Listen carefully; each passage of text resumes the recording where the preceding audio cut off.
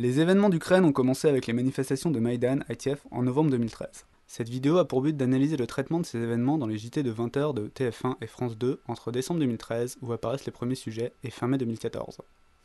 Les journaux télévisés montrent les manifestations pro-européennes de Maïdan sous un jour plutôt favorable aux manifestants, qui sont montrés comme se battant contre un État violent. L'assaut des forces de l'ordre a donc fait 26 morts au moins et des centaines de blessés hier à Kiev pour cette répression féroce. Nuit de répression sanglante.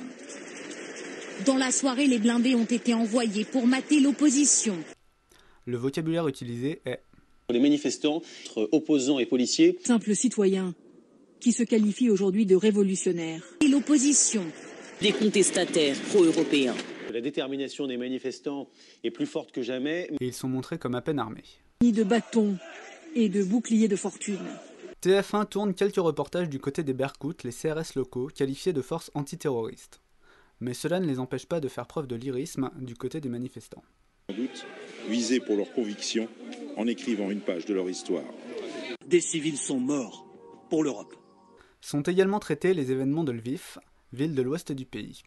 Des images qui nous sont aujourd'hui familières. À Lviv, les bâtiments administratifs ont été pris d'assaut, les forces de l'ordre ont dû abandonner le terrain. La ville a carrément proclamé son autonomie. Les manifestants pro-européens ont pris d'assaut les bâtiments publics. Ce soir, les opposants de cette ville, la deuxième du pays, se considèrent comme autonomes. Lviv, où des bâtiments publics sont incendiés. Ce soir, les services de la sécurité d'État ont annoncé le lancement d'une opération antiterroriste contre les groupes les plus radicaux. Il y a donc beaucoup de points communs entre les manifestants pro-européens de décembre et janvier et ceux pro-russes des mois suivants. Le vocabulaire est cependant radicalement différent. D'activistes pro-russes, groupes armés pro-russes. Un rebelle en face à la fureur de la population pro-russe. Les assaillants, des miliciens pro-russes. Armes à la main, ces hommes se présentent comme des militants pro-russes. Des commandos pro-Moscou. Les assaillants se déchaînent. Un incendie a été volontairement déclenché. Car en 2 jours, l'est de l'Ukraine a subi une véritable offensive des séparatistes pro-russes par la force des armes. Violents et armés, ils sont aussi montrés comme coupables d'intimidation jusqu'au ridicule. À Donetsk, il est presque interdit aujourd'hui de se revendiquer ukrainien. Il ne peut continuer sa phrase. Un couple pro-russe s'est approché. Une tentative d'intimidation silencieuse. Nous sommes obligés de nous éloigner. Ultime pied de nez, la femme salue notre caméra. Mais le double standard le plus important entre les pro-européens et les pro-russes est que ces derniers sont systématiquement présentés comme téléguidés par la Russie. Le ministre de l'Intérieur ukrainien a clairement ciblé Moscou comme responsable de ces nouvelles agressions.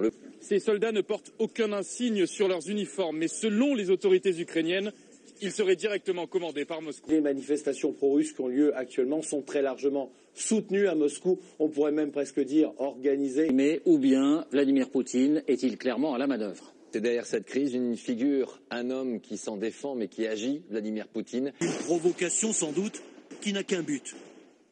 Précipiter l'éclatement de l'Ukraine.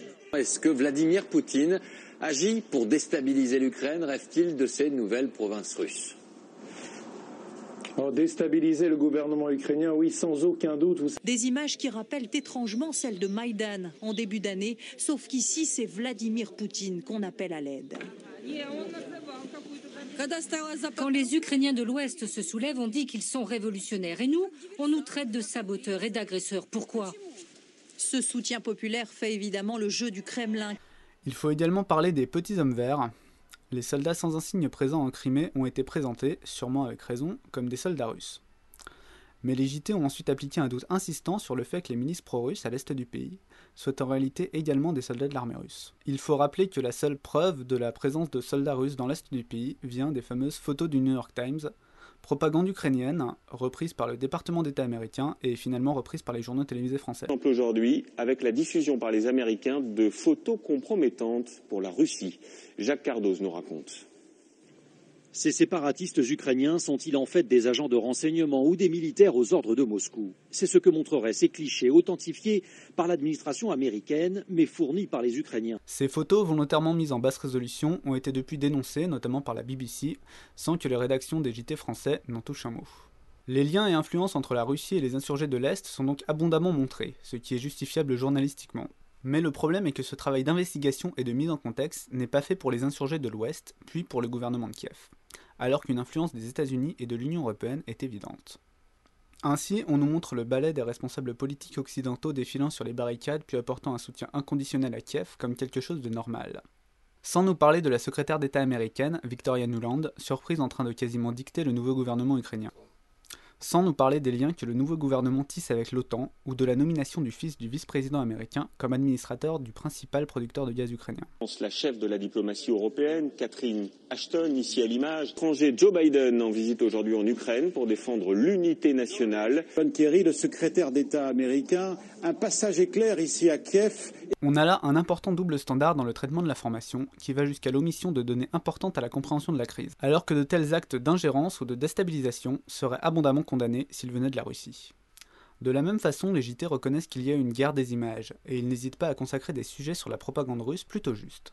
Mais c'est encore une fois à sens unique, et la propagande occidentale, notamment américaine, certes plus subtile à laquelle nous sommes habitués et venant de notre camp, est tout simplement relayée. 6 jours, le président russe qui peut compter sur le soutien des médias audiovisuels. Pour beaucoup, on serait plus proche de la propagande que de l'information.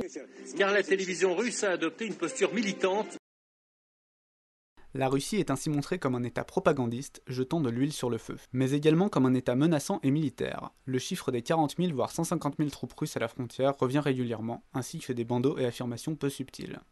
On a entendu à l'instant les menaces du président Poutine. Peut-on imaginer une opération militaire d'envergure comme une invasion, par exemple ? Des manœuvres qui ont lieu à 10 km seulement de la frontière ukrainienne. Ça veut dire que l'armée russe, 40 000 personnes seraient potentiellement prêtes à envahir l'Ukraine. À proximité donc des 1500 km de frontière avec la Russie et dont on sait que derrière sont massés de gros moyens. D'après ces clichés satellites diffusés par le commandement de l'OTAN, 40 000 hommes des forces russes seraient prêts à intervenir. L'armée russe a déjà pris le contrôle de toute la péninsule de Crimée.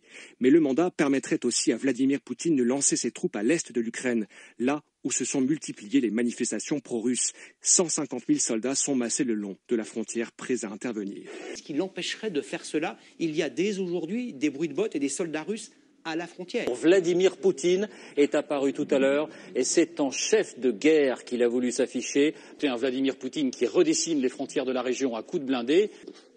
Une menace à peine voilée qui inquiète Kiev. La Russie négocie avec l'Ukraine et elle disposera en la Crimée d'une monnaie d'échange, en quelque sorte d'un otage. Tout cela nous ramène à la peur des tanks russes des années de guerre froide. Dans cette logique, TF1 multiplie les comparaisons douteuses qui amalgament le régime de Poutine à l'Union soviétique, voire à l'ancien régime russe. Du temps de Léonid Brejnev, de l'URSS et de l'Afghanistan, c'est ce qu'on appelait une normalisation, ce qui veut dire au choix invasion, agression ou mise au pas. Peur de retomber sous la coupe de Moscou. Une semaine après le référendum à la mode soviétique qui s'est déroulé dans l'est du pays, le président Vladimir Poutine, cet ancien officier du KGB, a toujours regretté la chute de l'Empire soviétique. Il admire encore la poigne de fer de Staline, sa fleur bombe les temps anciens et l'URSS. C'est un score soviétique. La Douma a officiellement ratifié le rattachement, ou plutôt l'annexion, de la Crimée par la Russie. Un scrutin qui rappelle les votes au Soviet suprême dans les années 70. Les Occidentaux se demandent jusqu'où cet ancien colonel du KGB ira pour restaurer la grandeur de l'Empire des Tsars et de l'Union soviétique. Et ce nouveau tsar est enfin arrivé et il s'appelle Vladimir Poutine. Dans le même genre, on a également toute une série de commentaires, voire de reportages, qui visent en quelque sorte à se mettre dans la tête de Poutine, ayant une visée quasiment psychologique, qui en plus de confiner parfois au ridicule, comme le fameux sourire étrange du président, font état d'une réelle diabolisation du chef d'État russe. Michel, les agresseurs, ce ne sont pas les Russes, nous n'avons rien compris, ce sont les autres. Et oui, du point de vue de Vladimir Poutine, Gilles, le seul coup de force à ce jour, ce n'est pas le sien, c'est celui de Maïdan, c'est celui des révolutionnaires de Kiev. C'est étonnant pour nous, mais il se place du point de vue du côté de la légalité et du droit. Alors voilà Vladimir Poutine ce soir au Kremlin, sommé de choisir. Et vous savez, il déteste ça, alors nul doute que demain, il va prendre une initiative très forte parce qu'il veut reprendre le contrôle de la situation. La chute de l'ancien président ukrainien Yanukovych en février a, selon certains experts, été vécue comme un échec personnel par Vladimir Poutine. Installer un pouvoir pro-russe à Kiev lui permettrait aussi d'effacer une partie de ses déceptions. Le nouveau tsar de Russie savoure sa victoire devant son parlement réuni au grand complet. Ovation. Mais il en veut plus, alors ils partent à la rencontre de ses fidèles sur la place rouge. Merci Poutine, l'histoire a repris ses droits. L'homme qui menace l'équilibre du monde aime les rapports de force. Tous disent le nouveau danger, c'est l'imprévisibilité de ce que fait Poutine. Parce que là, il a franchi une étape dans la propagande xénophobe, ultranationaliste. Il décide essentiellement seul. D'autant plus que les garde-fous sont presque inexistants maintenant à Moscou. Sa soif de grandeur inquiète ses voisins. Va-t-il prendre la défense de tous les russophones en Ukraine, Biélorussie, Kazakhstan, Estonie, Lettonie, Moldavie? Vladimir Poutine n'est pas un homme très courageux. Jusqu'à présent, il n'a jamais pris de grands risques. La Crimée, c'est tombé tout seul. Apparemment, les menaces européennes et américaines, les sanctions n'ont pas fait trembler le président russe qui semble presque s'en amuser. Exactement, Gilles. Il semblerait que Vladimir Poutine veuille tout simplement aller au bout de sa logique. Poutine qui ne fonctionne qu'au rapport de force. Vassalisation ou l'annexion plus ou moins rampante de la Crimée par la Russie, que peuvent faire concrètement les Européens au-delà des mots? Écoutez, en tout cas, le dilemme est effectivement celui-là. Comment répondre à Vladimir Poutine avec un langage qu'il comprenne? Il arborait une sorte de sourire étrange. Il n'a pas dit un mot, mais ce sourire étrange signifiait sans doute que les sanctions internationales ne l'impressionnaient, mais vraiment pas beaucoup. Que le président russe comprenne qu'il ne peut aller au-delà de la Crimée dans ses rêves de reconquête territoriale en Ukraine. Le traitement est tout différent pour le gouvernement par intérim de Kiev, et il est intéressant de constater les différences avec le gouvernement précédent. On se souvient que Yanukovych, après avoir lancé les CRS contre les insurgés de Kiev, a été accusé d'avoir le sang de son peuple sur les mains. Ce président, qui a le sang de son peuple sur les mains, a-t-il encore un avenir? Or, le nouveau gouvernement envoie l'armée à la mi-avril contre les insurgés de l'Est. Voilà comment est qualifiée cette offensive. L'armée ukrainienne lance la contre-attaque pour reprendre les places fortes tenues par les pro-russes. L'assaut, entre guillemets, contre les forces pro-russes. Mais l'opération antiterroriste a bien commencé. Les journaux télévisés épousent totalement le point de vue du gouvernement, qui est qu'il faut avant tout rétablir l'ordre, ce qui était exactement la position du gouvernement précédent. L'objectif, c'est de ramener l'ordre avant les élections présidentielles qui doivent se tenir le 25 mai prochain. L'intervention de l'armée ukrainienne dans l'Est depuis 2 jours, elle est faite pour ça, stopper l'hémorragie, rétablir l'ordre. Pour l'Ukraine, c'est clair, la Russie est passée à la phase 2 de son scénario pour l'Ukraine. Après l'annexion de la Crimée, Vladimir Poutine s'attaque désormais à l'est du pays et cela ne fait aucun doute. Les hommes armés qui sont retranchés dans les bâtiments officiels sont des membres des forces spéciales russes. Il y a donc une guerre de la Russie contre l'Ukraine et le président ukrainien a annoncé une vaste opération anti-terroriste dans l'est du pays avec participation des forces armées. Le message, il est clair. Cette fois, l'Ukraine ne se laissera pas faire. L'inversion des rôles est telle qu'avant le changement de régime, les policiers étaient vus comme des oppresseurs, alors que maintenant, c'est eux qu'on vient interviewer pour justifier l'intervention militaire. La situation n'est pas bonne ici. C'est tendu. Il y a des hommes armés illégalement qui se promènent partout. Ils pillent, ils volent, ils attaquent les convoyeurs de fonds et prennent en otage des pro-ukrainiens et des gardes-frontières.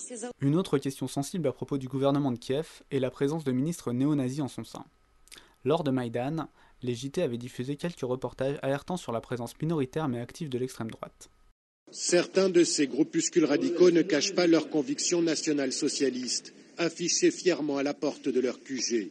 Ces hommes appartiennent à Secteur Droit, mouvement d'extrême droite en première ligne de la contestation. Ils sont ultra-minoritaires mais bien visibles place Maïdan et nourrissent ainsi la propagande russe qui parle pour l'Ukraine d'une révolution néo-nazie.